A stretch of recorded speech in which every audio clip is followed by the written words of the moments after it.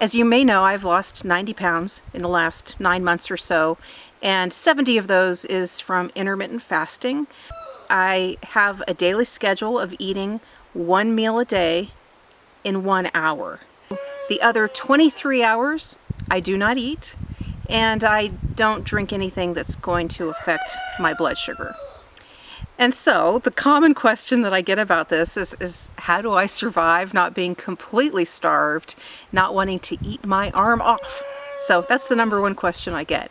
And honestly, it's actually been fairly easy. Now, I think one of the tricks in my case was, if you go through my story, you'll see that I actually jump-started my fasting back on August 31st with a 16-day water fast. I think that was actually really effective in breaking me of all of my habits. And one of those habits was, a regular meal. And so psychologically, I think that coming off of that long fast, I felt awfully rich eating 1 meal a day. But it did something too to change my expectations and maybe even my body chemistry in some subtle ways. And so I do get hungry, but not to the degree that I would have ever imagined. So typically I eat a meal in the late morning. By bedtime, I am hungry, maybe a little bit, but I can easily go to sleep and not be bothered by it. When I wake up, I'm less hungry. As it approaches my mealtime, I get really pretty hungry, but then I eat and the cycle starts again. And so it actually has not been that bad. In fact, I find it easier than other diets that I've been on in terms of the hunger itself. Hunger was always a very big problem for me in any kind of diet, be it kind of a low carb Atkins-like, diet, regular keto diet, or a calorie restricted diet. Hunger was always a very big issue, and I find it to be actually, ironically, less of an issue in this case. A key to survival might actually be what I'm eating, so let me share that a little bit. I typically eat some large portion of vegetable plus a very healthy protein. And so typically the vegetable is some kind of salad. A giant coleslaw is maybe 50% of my meals include a giant coleslaw. My coleslaw is simply a green cabbage slaw with homemade dressing. The dressing is a combination of mayonnaise, Greek yogurt, vinegar, salt, pepper, and a bit of stevia to sweeten it. It's really a very basic coleslaw recipe, but you can see it has no carbs in it, but it does have some fat in the mayonnaise.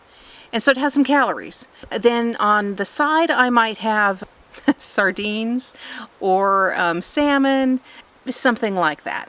What I find is that coleslaw, it's just digesting all day long. And I don't really get hungry. In fact, I'm kind of stuffed.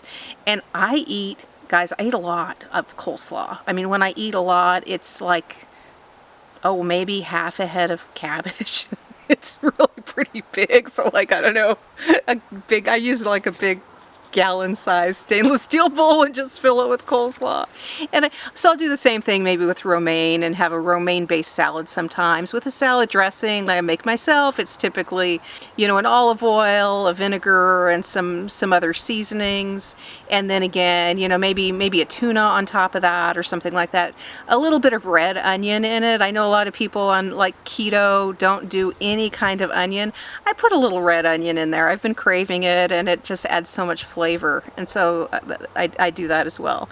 Sometimes I'll just go totally cooked, but this is more unusual, so I might cook up a skillet of green beans or okra, and then on the side maybe have some meatballs or something like that.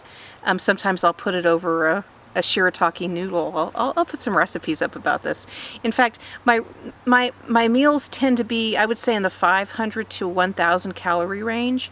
And I go through periods where I try to keep the calories low, and so I might have 3 days of a 500 calorie meal or 400 calories, and then maybe have a day or two of more like the 1,000 calories. And that tends to keep me from maybe getting as bored. The 1,000 calories are going to have more fat, usually in the form of cheese or extra salmon or something.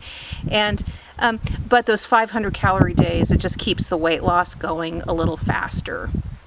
And, I think really a big part of the success of this and being willing to live with the hunger that creeps in at night or whenever it does is, it's just been so successful. And so, who cares?